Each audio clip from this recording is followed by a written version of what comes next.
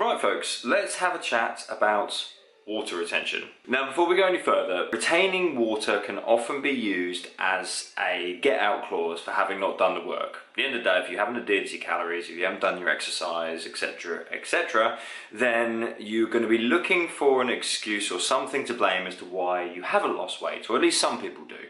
And they tend to turn to water retention as the main reason. The other favourite one tends to be, well, I've put on muscle, and muscle weighs more than fat.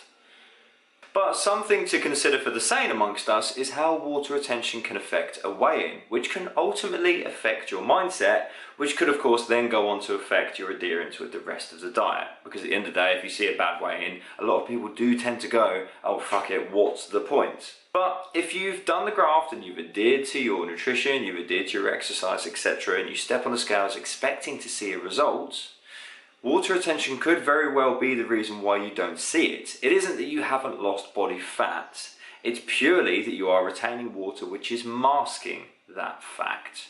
Now water retention can be caused by numerous things, from stress to time of the month for you girls, to illness, dehydration, high carbohydrate meal, high sodium intake. There are so many reasons as to why your body may retain water. But it's very important that when you step on the scales and you review your progress, you recognize the reasons as to why your weight on the scales may not indicate the fact that you have actually lost body fat. Let me explain.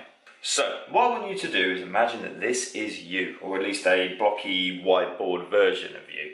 And this is your total weight. So if you imagine the scales weighing with all this, with your water, your fat, and your bones, muscles, organs, etc., the total you weighs in at 200 pounds, okay?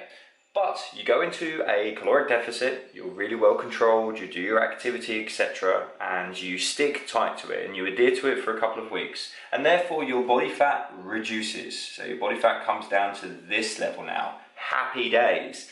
What that normally means is that obviously if your body is consistent with retaining a certain amount of water, which if you're drinking regularly and the other things as previously mentioned aren't coming into play, what should happen is your water should come down as well, and therefore body fat, say, drops down to, I don't know, 198 pounds, 195, whatever.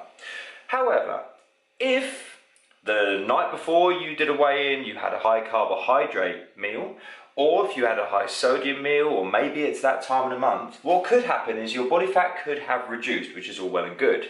But what could be is that your water has actually increased. So this line here has come down to there.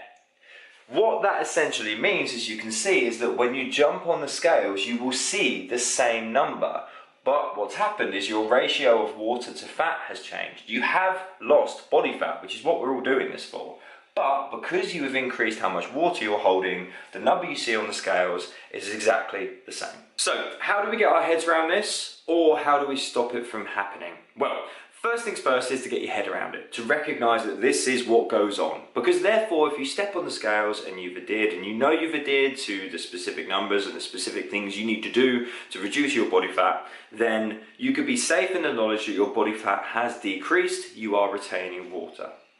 However, if that is difficult for you to do, or if you find that bad weigh-ins tend to affect your mindset, you've got a few different options. Firstly would be, obviously, weigh yourself less often.